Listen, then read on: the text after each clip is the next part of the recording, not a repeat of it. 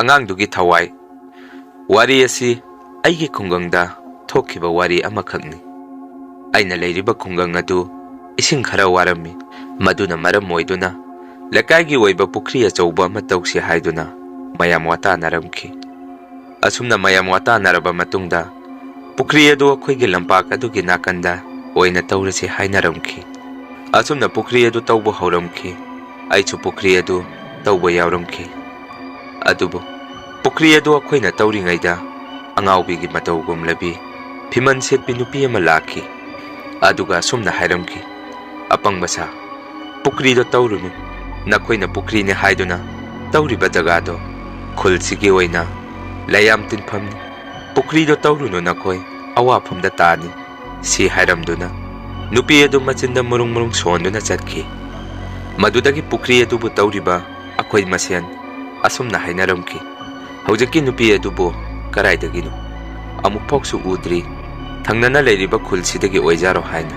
Adubu akhoigi lekaida leiba ahal lamana amuk asumna hairaki hera ichasa angawbi oiramgani kanade akhoi thabak lekumsi tauba haurasi hauro haina.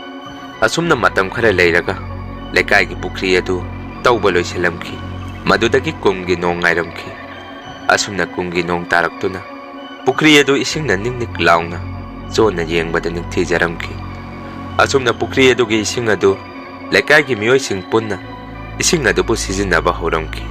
Matam khara leiraga aina thabak halakpada akhoigi lampakta lekaigi mi mayam ama punduna leiramki. Aina kaidauba yaurajano haiduna changsanduna imanaba amada bai kaidauba yaurge hangamki. Manabaduna amu bai akhoi khulsidagi mayum pankhibi naubido magi nupaga machaga loinana mayumda lae hai.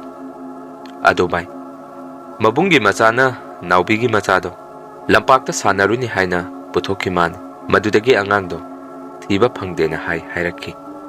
Madudagi aisu bai adu oiradi aisu yum phawda changukhigi aduga thoraki si haiduna ai angang adu thiba yaurumki.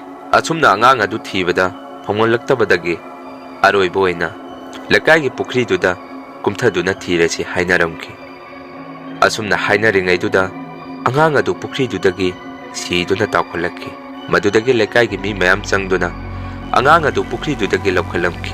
Lekaigi miyoisingnasu pungak nangnaki. Karino pukri asibu tawkhibada sungairi ikoi kuidana mi lauriba sibu haiduna. Asumna pukri adu mi siba yaurabanina ising adu sitoasi hainaramki. Adubu lekaigi miyoi kharana asumna hainaraki pukri asi isingdi sitoogumsi matam kharadi pukri sida changthok changchin amadi ising sibu sizinabadi thingasi maramdi ising asi sitoabadi khunchi ising yamna wanarani hainaramki. Nongchu pakpak tagadaba mandre hairamki. Asumna matam khara leiraga pukri dudagi numidanga thengbada leikidriba angang adugi thawaido hek hek kapi haina lekaigi miyoisingna chibon ngangngaramki. Aduga ikoi kuidana pukri duda angang nupa masa amasu siduna leiramki. Madudagi akoi lekaigi oiba wa khara khanaduna maiba maibi nektuna pukri duda lai khoiramhanki. Adubu maibi amagi masada ihan hana leikidriba angang adugi thawaido changduna asumna hairaki aigi mamaga babaga piu ai itomda leibase ai yamna wai haiduna. Maiba aduna mu he thawai madu yade nangi nachindak tharise charaga nang khunsigi mi amuk hana lauranu hairamki. Adubu angang adugi thawaiduna asumna hairaki aigi mama baba piu natragadi aiga sanaminanaba khulsigi mi aina pukri sida kokthagani haina. Madudagi yararoi khangbadagi lekaigi miyoising wa tanaduna pukri adugi ising ado loina sitoonki. Matam khara leiraga akoi lekaigi miyoi khara pukri romda kanna chenaki. Aisu kaidauba yaurajano haiduna pukri dugi manakta laamki. Adubu angakpa amagi maungda ising yaudraba pukri adugi mayaida angang macha khara sanabagi maungda khongun khara taaduna leiramki. Lekaigi angang singdasu nakhoi makhada kumduna sanarambra hangbada kanamata sanarami hairamkidi. Asumna pukri adu angak-angakpa aki-akiba thawdok kaya marom ama tholakpadagi pukri adu phunjalasi hainaramki. Asumna pukri adu phunjankraba matungda akoi khuldugi oina lai harauramki. Lai harauba matamdasu khuldugi oina maibina laibau chelakpada asumna hairaki. Khulsida leiriba aige isa inai khara khulsigi pukri sida yaibi thawai khara mangkhre. Adubu amuksu nauna pukri ama tawni haiduna aige isa inai na khalido tawrukhinu. Amukasu pukri duda khulsigi miyoi khara thawai laukini hairamki. Madudagi akoigi lekaida leiriba miyoi singna maiba maibi singduda karigino khulsida pukri hek tawbaga mi launi hairisi hangamki. Adubu maibi amana sumna khumaki yengu nakoina ahama tawruriba pukri adugi jagado khulsigi oina afattaba layam punphamni maduna pukri aduda mi lauribani. Aduga yengmai chasa nakoina pukri ama nauna muktauge hairabadi lamsib koliba isorsida phajana thongnijaw. Aduga pukri adu mafam chaba ma yengduna taw hairamki. Asumna matam khara leiraga nauna muk pukri anauba ama muk tawramki. Adubu nauna tawriba pukri adu su amu lekaigi angang khara thawai lauramki. Asumna sum thawdok adu thorakpadagi aina leiriba khundugi miyoising pukri adugi manakta mi amata changnaramkidi kiduna. Matam khara leiraga aisu aigi ise ama angang unabagi hospitalda numidangi chak thinba chalamki. Adubu numid adu nongchu thili thili churamki aichu chak adu hospital da thilamlaga yumda halakki.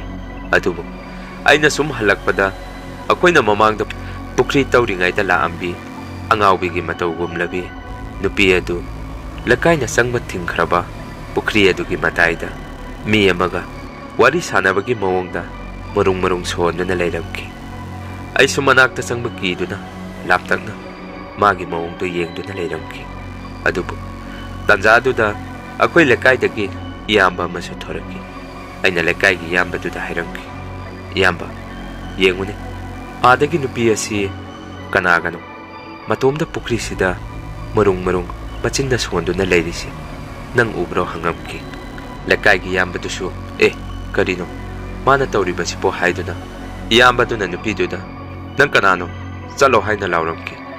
Adubu nupi aduna akoida munna yengduna pukri lomda haifet onthoklamlaga ai chatle haiduna hairamlaga nupi adu chatki. Madudagi aisu yumda thuna changaktuna wari adu akoigi imungda tamamki. Nongalaga nupi adusu pukri aduda siduna leiramki. Madudagi lekaigi miyoisingda ina hairamki nupi asi ngarang pukri mapanda lehobani haina. Asumna matam khara leiraga pukri duda ihan hana taraga sikiba Angngdugi mama mapana kangladagi maiba ama puraktuna pukri duda maiba aduna laiten khwaram thohalamki. Aduga akoigi lekaigi miyoisingna maiba duda asumna hairamki. Mamangdasu maiba maibi kaya marom ama laigi thorom kaya ama pangthon khrabani madusu karimata kanade haina. Madudagi kanglagi maibaduna asumna hairamki. Angang asina ihan hana pukri sida leikidaba matamda angang sigi thawai mirendo ningthijana kokhatpa watbagini.